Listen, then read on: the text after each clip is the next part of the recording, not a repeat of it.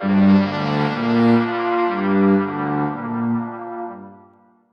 you ever, really stopped and thought about power? Where it comes from, Mm. or how these huge societies, nations, empires, Mm. how they even got started? Mm. Because usually when you think empire, your mind jumps straight to, I don't know, Rome, maybe Persia. Right, the big famous ones. Exactly. But what if the first true empire, the actual blueprint for all of those, popped up thousands of years earlier in Mesopotamia? That's where we're heading. Welcome to the deep dive. Today, we're jumping into the story of the Akkad Empire. Kind of amazing, but often overlooked. Mm. So our mission today is really to dig into the sources, right? Yeah, get into the To details. peel back the layers, Ah. uncover those innovations Akkad brought in, governance, military, admin, the whole lot. And how they pulled it off. Yeah, how did they actually consolidate power over all these different lands? And crucially, what can we learn from how they rose and, well, how they eventually fell? What does that tell us about, human civilization? The big picture. Exactly. Think of this as your shortcut, your way to get those really essential bits of knowledge about how empires even began, the stuff that makes so much later history just click into place. Okay, so to really get how huge a deal Akkad was, we need to paint the picture first. What was Mesopotamia like before Sargon showed up? Mid-3rd millennium BCE. Sources suggest it was, well, not an empire. Oh, definitely not. If you rewind to around 2500 BCE, Mesopotamia is this vibrant but really, really fragmented place. Think of it like a patchwork quilt, maybe, made up of dozens, maybe even hundreds of small independent city-states. Like little kingdoms? Exactly. We're talking about famous names, places like Uruk, Lagash, Eridu, Kish, the big Sumerian players.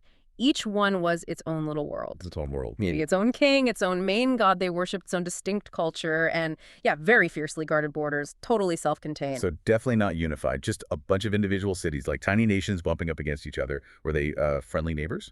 Not typically. Peaceful coexistence wasn't really the default mode. I mean, these Sumerian cities were incredibly advanced for their time, don't get me wrong. Bustling trade, massive temples, those ziggurats, Yeah, the step pyramids. Right. And they were pioneers in writing, cuneiform, super sophisticated stuff. But the defining thing was often constant rivalry, constant fighting. Over what? The usual suspects, really. Water rights crucial in that region, good farmland, control over trade routes, and just plain old political influence, prestige, power. So nonstop squabbling. Pretty much. This perpetual low-level conflict. Mhm. Maybe it pushed innovation within cities, competition driving things forward. But overall, it just stopped any real lasting stability or unity across the whole region. It was dynamic, sure, thriving even, but also fundamentally unstable, dangerous often. Wow. I'm just trying to imagine living like that. Your whole world is your city, and you're always sort of looking over your shoulder, worried about the neighbors. Sounds exhausting. It likely was. And that environment, that constant low-level warfare and fragmentation, it does sort of set the stage, doesn't it? How so? Well, it makes the idea of a unifying force, something totally new that could impose order, seem maybe not just possible, but potentially really appealing, or at least a massive opportunity for someone with the right ambition. Someone who could think bigger than just their own city walls. Exactly. The region was basically primed, you could say, for a major shakeup in how things were run. And that shakeup, that, well, revolution, really. Yeah. That was Sargon. Okay, this is where it gets really interesting. The sources say he unified both North and South Mesopotamia, created the world's first true empire. That's a massive claim. What made him so different? It is a huge claim, and it's justified. What Sargon did around 2334 BCE was conceptually revolutionary. His goal wasn't just, let me beat the city next door and make my kingdom a bit bigger. Which is the old way? That was the standard model, yeah. Sargon's vision was way beyond that. He united huge regions, diverse peoples, into a single political entity. So not just conquest. Conquest was part of it, sure. His army was formidable. But it was more than that. It was a conceptual leap. Moving away from that localized power tied to one city, one god, to this radical idea of a central imperial power ruling over everyone. He didn't just conquer, he actively worked to integrate these different places. Integrate how? Well, setting up systems, communication, administration that span the whole area. It required incredible foresight, incredible planning for that era. That just blows my mind thinking about the logistics back then. No email, no phones, not even decent roads probably. How do you even conceive of controlling such a huge area, let alone actually do it? The ambition is just staggering. It really is. It points to a leader with an extraordinary strategic mind, to not just win battles, but to actually build something lasting and unified that takes serious organizational genius. Our sources suggest he deliberately set up communication lines, put military garrisons in key spots, established administrative hubs throughout the conquered lands. So it wasn't just a smash and grab. No, definitely not. It was the careful, systematic construction of a whole new political reality. He was literally laying down the template for how empires would work for thousands of years. Okay, so how big was this first empire? Give us a sense of the map. Where did Akkad actually reach? It was genuinely vast for its time, absolutely unprecedented. The heartland, of course, was Mesopotamia proper, that super fertile land between the Euphrates and Tigris rivers. The Fertile Crescent bit. Right. But its control, its direct influence stretched way further. Sources suggest it went from modern Iraq way up north into southeastern Turkey, east into parts of western Iran, and west into eastern Syria. Wow, okay, that covers a lot of ground. And a lot of different kinds of terrain and people, presumably. Exactly. That's a huge territory. And strategically vital. Why vital? Beyond the farming, obviously. Well, the rivers themselves, the Tigris and Euphrates, weren't just for irrigation, though that was massive for food production. They were the highways of the ancient world. Trade and transport. Absolutely. Control that region. You control the movement of goods, people, armies, information through a huge chunk of the ancient Near East. And yes, as you said, it was a total mosaic of different groups. Sumerians, Semitic peoples like the Akkadians themselves, other groups, different languages, different cultures, all suddenly under one ruler. Which must have been a nightmare to manage. It presented a unique and, frankly, massive administrative challenge. And that's the real kicker, the real nugget here, the sheer scale forced innovation. So what's the big takeaway from that huge, diverse geography? The big takeaway is that you couldn't run this thing like a city-state just blown up bigger. It didn't work. Akkad had to invent new ways of governing. This huge, messy, diverse empire demanded sophisticated control mechanisms, things nobody had needed before. They essentially had to write the first draft of the Empire Operations Manual. And later empires, the Babylonians, the Assyrians, even arguably echoes in Rome, they picked up that manual, read it, and built on it. Akkad forced the question, how do you hold together so many different people across such a massive space? And they came up with the first real answers. Okay, so this giant, diverse, first-of-its-kind empire exists. Clearly, the old city-state rules don't apply. Yeah. What was this new political structure Akkad put in place? What was a big idea? The absolute core idea was centralization, power flowing from the top, from one person. Embodied first, obviously, by Sargon himself. And he didn't just call himself king. No, he went bigger. He called himself King of Kings. King of Kings, Sharkashadi. Exactly, Sharkashadi in Akkadian. And that wasn't just bragging. It was a fundamental statement. What did it signify? It signified a complete shift away from the old system where every city had its own independent ruler. Sargon was saying, no, I am the supreme monarch. Those other kings, they're under me now. They became essentially governors or vassals, powerful maybe, but subordinate. That's a huge change. A single overarching ruler instead of dozens of little ones. Precisely. And that model, the centralized imperial power, became the absolute blueprint for empires for millennia. It started right there. I'm just thinking about the impact of that title, King of Kings. Yeah. Extremes dominance, right? Yeah. Completely new. How did people react? How did it challenge the old ways of thinking? And did he, face pushback just for claiming that? Oh, absolutely. It flew in the face of centuries, maybe millennia of tradition. Loyalty used to be local to your city's god. Accepting some distant King of Kings, that was a massive cultural and political adjustment. So rebellions. Constantly. The sources are clear. Sargon and his successors spent a lot of time putting down revolts, especially from those older, powerful Sumerian cities in the south. They weren't going down easy. How did Sargon deal with that? Well, part of it was military force setting up those garrisons we mentioned, having troops stationed strategically, but it also required a powerful ideology. Like propaganda? In a way, yes. Promoting the idea that the central ruler's authority was supreme, that it even had divine backing. That became crucial to making the system stick. Okay, speaking of military force, this professional army thing with chariots, that sounds incredibly advanced for, 2300 BCE? Yeah. How different was Sargon's army, really? Not just guys called up from the farms. No, this was a huge leap, a real game changer. It showed a whole new level of state organization. Before Akkad, yeah, armies were mostly temporary. Militias, farmers called up for a season, then they go home. Sargon's army, it was a standing army, professional, paid, trained, equipped, always ready. Wow, like a modern army, sort of. In principle, yeah. That professionalism meant they could use more complex tactics, fight longer campaigns, and the chariots. They were a major technological edge back then. What were they like? Big, heavy things. Probably lighter, faster than later versions, maybe two-wheeled, carrying a driver and an archer or a spearman. Think mobile firing platforms or shock troops to break enemy lines.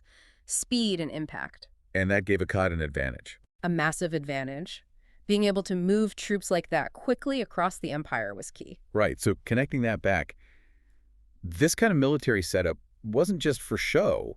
It was essential for actually holding that huge, diverse empire together, wasn't it? A real sign of state power. Absolutely essential. It wasn't just about conquering new territory, although it did that. Maybe even more importantly, it was about putting down those internal rebellions we talked about, which were pretty much constant. Keeping the lid on. Exactly. And defending the massive borders from outside threats, nomads, other kingdoms. It wasn't just a weapon, it was the backbone of imperial control, letting the king project power everywhere, consistently, a huge step up in state capacity. But you can't just rule by force forever. Yeah.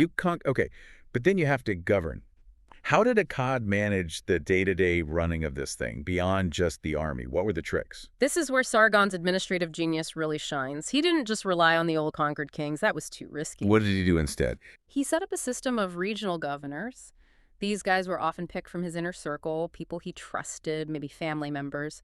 They were put in charge of specific territories. Like many kings. Sort of, but crucially, they were directly accountable to Sargon, to the central government in Akkad.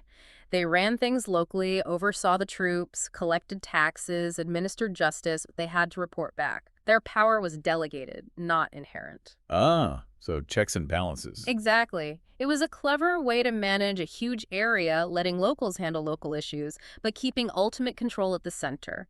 It ensured the King of Kings orders were actually carried out everywhere. And it wasn't all stick. There was some carrot, too.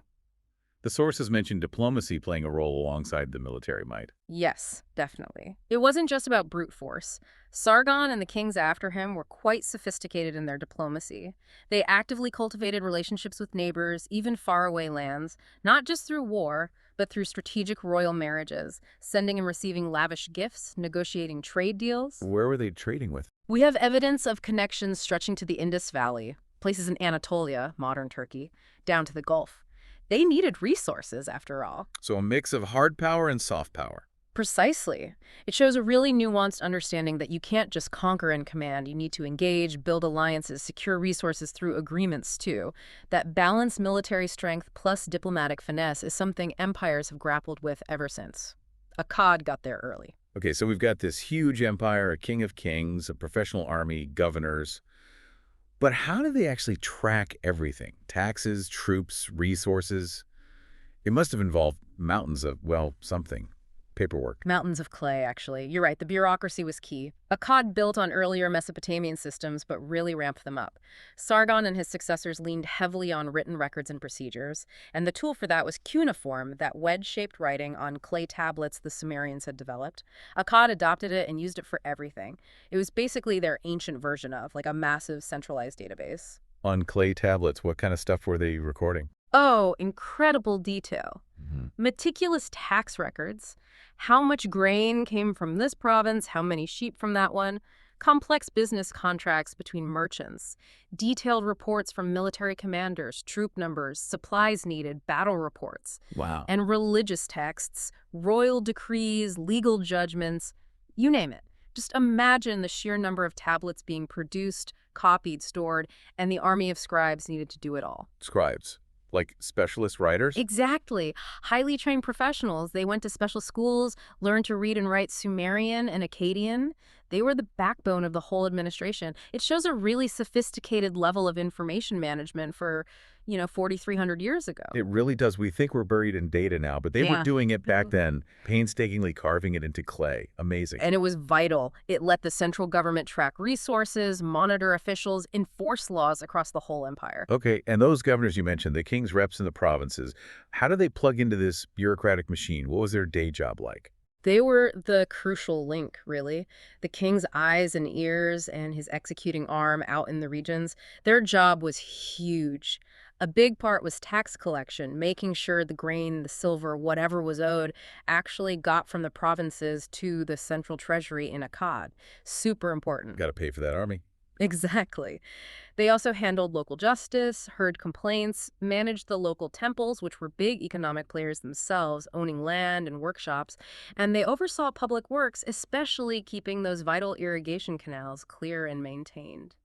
So they were basically running the whole show locally. Pretty much, but always with the mandate to implement the emperor's orders. They were the interface between the central imperial vision and the local reality. That's a ton of power for one person out of the provinces, though.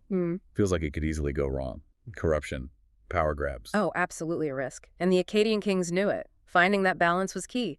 Give governors enough power to be effective, but not so much they could get ideas about independence or start lining their own pockets too much. How did they manage that? The sources hint at various methods. Regular inspections from central officials, demanding detailed reports, making governors swear loyalty oaths, maybe rotating them periodically so they didn't get too entrenched. It was a constant challenge, managing these powerful deputies.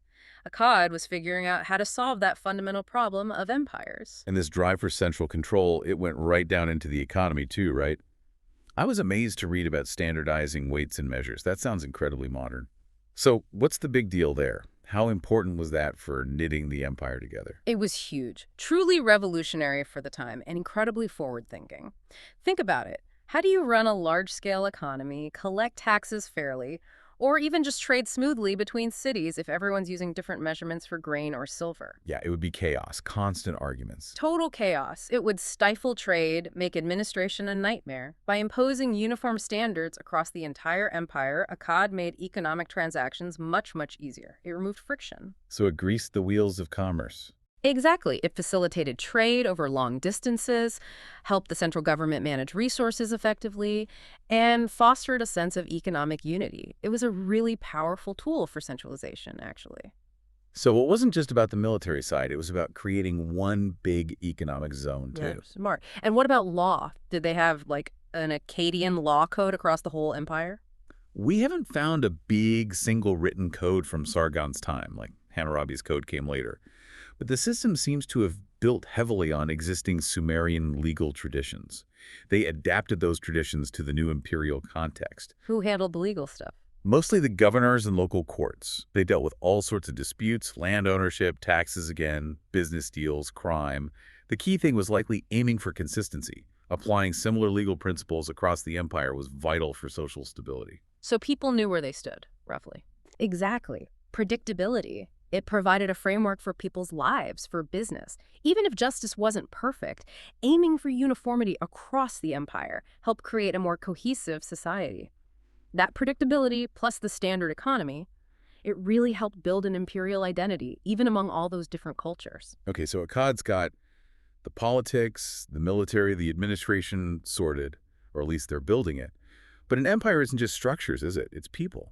How did they try to create a shared identity, some kind of cultural glue, with all these different groups speaking different languages? That's a really crucial question. And yeah, Akkad was quite deliberate about forging a new cultural synthesis, even while borrowing heavily from the Sumerians.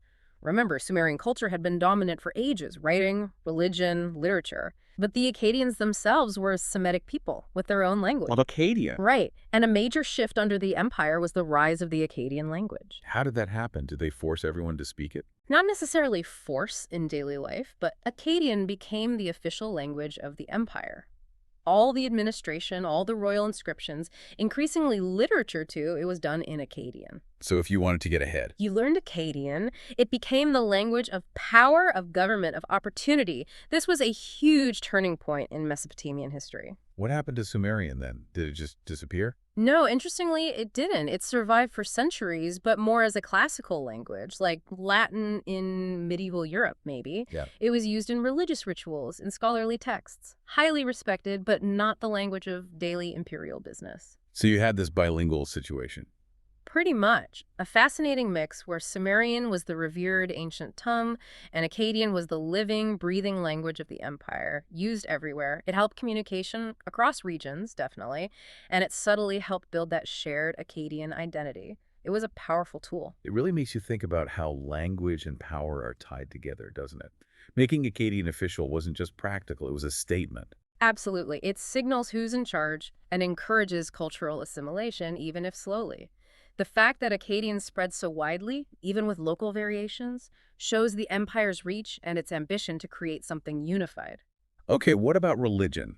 Did they try to impose Akkadian gods everywhere, replacing the Sumerian ones? It was more of a blending and adaptation, really, quite sophisticated. They largely took over the existing Sumerian pantheon, the big gods everyone already knew. Like who? Gods like Enlil, who was the chief god, Ninurta, the warrior god, Inanna, the goddess of love and war. These were huge Sumerian deities. They remained central under Akkad, but sometimes they got Akkadian names or had their myths slightly adapted. So Inanna became Ishtar. Exactly, that kind of syncretism. It provided continuity, showed respect for tradition, which was smart politics, but it also allowed them to weave their own Akkadian identity into the existing religious fabric. And the kings. Did they use religion to boost their own power? Oh, massively. This became even more central under Akkad than before. The Akkadian kings, especially Sargon and his grandson Naram-Sin later, really pushed the idea that they were divinely chosen, that the gods wanted them to rule this empire. So, ruling by divine right. Pretty much the earliest version of it on this scale, Sargon declaring himself divinely sanctioned wasn't just personal ego. It was a core part of the imperial ideology. It gave the empire legitimacy in people's eyes. It helped keep people loyal. You'd hope so. If the gods are behind the king, maybe you think twice about rebelling. It provided this really important religious scaffolding, holding the whole thing up, justifying their unprecedented power. So the temples weren't just churches then. They sound like they were more involved in the empire's life. Oh, way more involved. Temples were huge institutions. Yes, they were religious centers, sites of rituals and festivals, but they were also massive economic engines. How so? They owned enormous amounts of land, employed huge numbers of people farming it. They stored grain and goods, they ran workshops for crafts, they even kept archives. Lots of those cuneiform tablets were found in temple contexts. Wow. So big businesses almost. In a way. And the priests weren't just praying. They were administrators, scholars, astronomers, managing all this wealth and activity, maintaining social order. And the kings, of course, would pour resources into the temples, make big offerings. To keep the gods happy. And to show everyone their piety and power, reinforcing that link between the throne and the divine. It was a deeply intertwined system, religion, politics, economics, all woven together. Temples were right at the heart of Akkadian society. Okay, so we've got this picture of a complex state run by bureaucracy, backed by religion and military might. But what about the average person? What was life actually like? Let's start with the basics: food. How did they feed everyone in this huge empire? Well, the foundation was, as we touched on, Mesopotamia's incredible agriculture. That fertile land between the rivers was just perfect for growing grain. The floods brought rich soil every year. So farming was king. Absolutely. Wheat, barley, vegetables, fruit. That was the core of the economy in most people's lives. Did the empire just let farmers get on with it, or were they actively involved? Very actively involved. The sources show the state invested heavily in boosting production. The key was irrigation. Canals and dams. Exactly. Building and, crucially, maintaining huge networks of irrigation canals and water control systems. This wasn't just little local ditches. This was large-scale, state-managed infrastructure. Why was that so important? It guaranteed water supply, allowed farming in areas that might otherwise be too dry, and generally led to much higher, more reliable yields. That agricultural surplus was what fed the cities, the administrators, the army. It was the absolute lifeblood. Imagine the coordination needed managing the water, organizing the labor. It was a massive state undertaking. Okay, so food security was job one. What about other economic activity? Was trade a big deal for Akkad? Did they connect with the wider world? Oh, yes. Trade was very significant. They had busy internal trade routes connecting all the cities within Mesopotamia, but they also pushed hard on external trade. Their network stretched out widely. West to the Levant, modern Syria, Lebanon, north up into Anatolia, Turkey, east towards Iran. Maybe even further, some evidence suggests links as far as the Indus Valley. Wow. What were they trading? Importing mainly raw materials they didn't have locally. Metals were huge: copper and tin to make bronze for tools and weapons, gold and silver for wealth and prestige, lead, also timber, precious stones, things the heartland lacked but the empire needed. And exporting. Probably grain, textiles, finished goods, but the imports seem key, fueling the military and the elite economy. So these trade routes were like laying the groundwork for later connections, the Silk Road and things like that. It's amazing to think it was happening so early. It really is. They were pioneering these long-distance economic networks driven by the empire's needs. And maintaining these routes required diplomatic skill, military protection. Yeah. It was a whole strategic effort central to Akkad's power. Okay, so we have farmers, traders, soldiers, administrators. Yeah. What did the overall social structure look like? Was it like a pyramid? Could people move up? Definitely a pyramid structure, very hierarchical, like most ancient societies. At the very top, the king and his immediate family, immense power, immense wealth. Right. Below them, a powerful elite, nobles, high priests, top bureaucrats, senior army commanders. These were the guys running the empire day to day. On the middle? A middle class existed, yeah. Mm-hmm. Skilled artisans, potters, weavers, builders, metalworkers, merchants involved in that trade we talked about, maybe some independent farmers who own their own land. And the base of the pyramid? The vast majority were farmers, agricultural laborers. Many probably worked land owned by the state or the big temples rather than their own plots. They produced the food that fed everyone else. Anti-slavery. Yes, slavery existed. Sources mention prisoners of war being enslaved. Also, people could fall into debt slavery if you couldn't pay your debts. You or your family members could become enslaved to the creditor. It was a recognized part of the society. So, pretty rigid then. Right. Born a farmer, die a farmer, or was there any way to, like, climb the ladder? It was definitely rigid by our standards, but interestingly, the sources do suggest some social mobility was possible. It wasn't a totally closed system. How could you move up? Well, if you were a soldier and really distinguished yourself in battle, you might get rewarded with land, maybe even a minor administrative job. That could be a step up towards the elite. Okay, any other ways? An intelligent, capable scribe or administrator who did their job well might get noticed and promoted up the ranks, gain influence, perhaps wealth. And successful merchants, the ones running those big trade ventures, could accumulate significant wealth. Over time, maybe their families could buy land, marry into noble families, achieve higher status that way. So, not easy, but not impossible. Exactly. And that possibility, even if it was slim for most people, might have actually helped keep the empire stable. It offered a path, an aspiration for talented or lucky individuals who served the empire well. Bit of a safety valve, maybe. That makes sense. Gives people some hope, some incentive to support the system. It's fascinating to think about the different lives people led within that structure. The farmer worrying about the harvest, the scribe carefully making records, the governor juggling demands from Akkad. A complex world. A very complex world, yes. So this amazing empire, the first, innovative, powerful, it didn't last forever, obviously. What happened? How did it all fall apart after, what, about 150 years or so? Right. Its peak was relatively short-lived in the grand scheme of things. Its collapse, starting around 2154 BCE, wasn't like a switch being flipped off. It was more of a gradual decline, driven by a nasty combination of problems piling up. What kind of problems? Internal stuff? External attacks? Both, really. It was this perfect storm. Internally, the empire faced growing difficulties. That complex administration and big army, they cost a lot. Heavy taxes, likely, levied on farmers mostly. In good years, maybe manageable. But if harvests fail, that could lead to serious discontent. And the governors. Did they stay loyal? Not always. We hear about abuses of power, corruption. Some governors maybe got too powerful, tried to carve out their own little kingdoms, or just exploited the local population. That definitely fueled resentment against the central government. Plus, didn't the environment play a role? I feel like I read something about climate change. Yes, that seems increasingly crucial in understanding Akkad's fall. There's significant evidence pointing towards major environmental shifts around that time. Like what? Severe, prolonged droughts seem to have hit the region hard. Less rainfall meant lower river levels, failed harvests, widespread famine. Think about an empire built on agricultural surplus. If that surplus disappears, the whole system is under incredible stress. Wow. So internal unrest, economic strain, your Right. governor's getting greedy, and then a massive climate disaster on top. Exactly, a recipe for instability. And then you add the external pressures. The gas. The Gutians are the main group mentioned in the sources. These were nomadic tribes coming down from the Zagros Mountains to the north and east. Did they just invade and conquer? It might have been less a single invasion and more like persistent raiding and attacks over time. They disrupted trade, sacked cities, made travel unsafe, generally destabilized the empire's northern and eastern regions.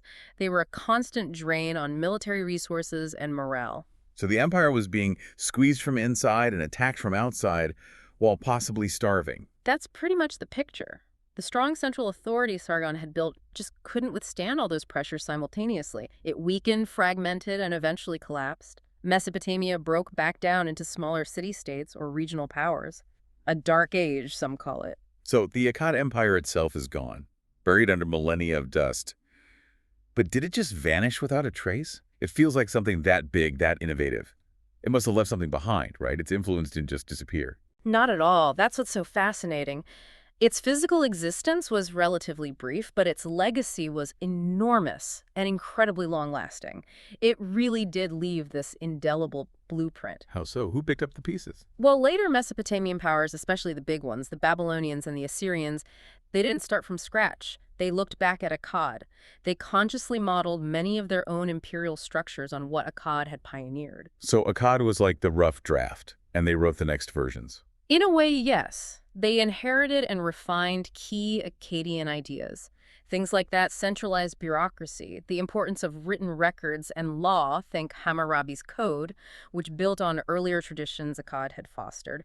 The whole ideology of a divinely chosen king uniting the lands. Even the language. Even the Akkadian language itself. It remained the dominant language of administration, literature, and diplomacy across the Near East for over 1,000 years after Akkad fell. It became the international language, the lingua franca. That's amazing. So it raises that question you mentioned. What can we learn today from this very first experiment in empire building, its successes and its failures? I think it teaches us fundamental lessons about power and how humans organize themselves on a large scale. Akkad was the first to really grapple systematically with the core challenges of empire. Such as? How do you govern diverse peoples over vast distances? How do you balance central control with local needs? How do you pay for it all? How do you project power? How do you create a shared identity? How vulnerable are you to internal dissent or environmental shock? Akkad faced all of these issues head-on for the first time on this scale. They came up with innovative solutions, the governors, the army, the bureaucracy, the ideology. They showed what was possible. But they also showed the pitfalls. Exactly. Their collapse serves as a potent warning about the inherent fragility of empires, the constant pressures they face, mismanagement, resistance, external threats, the environment. They set the precedent, both the model and the warning, for basically every empire that came after. Their experience continues to resonate. Hashtag outro. So as we finish up this deep dive, it's worth just taking a moment, isn't it, to appreciate the sheer audacity and innovation of the Akkad Empire. I mean, from that revolutionary idea of centralized power, the King of Kings, to that professional army with chariots, the sophisticated bureaucracy using writing to manage everything, and even shaping culture through language. They really did redraw the map of what was possible back then. They set the stage for so much that followed. Yeah, and though Akkad itself is long gone, buried by time, its blueprint, that idea of how to build, run, and ultimately lose a huge multi-ethnic state, it didn't disappear. So the question for you listening is maybe, what does Akkad's story tell you about that tricky balance, that constant tension between power, unity, keeping things together, and the forces that inevitably pull things apart? How does knowing about this ancient empire maybe shift how you see things today? It's worth considering how those ancient challenges still echo, isn't it? Governing diverse populations, needing efficient administration, the interplay of military and diplomacy, the huge impact of environmental stability or instability. These aren't new problems. Akkad tackled them first on this massive scale. Their solutions and their eventual failure offer some really profound insights, I think, into the cycles of history, the nature of power, and just this ongoing human project of trying to organize ourselves into bigger and bigger groups. It's a story that still has a lot to teach us. Thank you for diving deep with us today on The Deep Dive. We really hope this journey into the world of Akkad has given you some fresh perspective on where civilization and empires really began.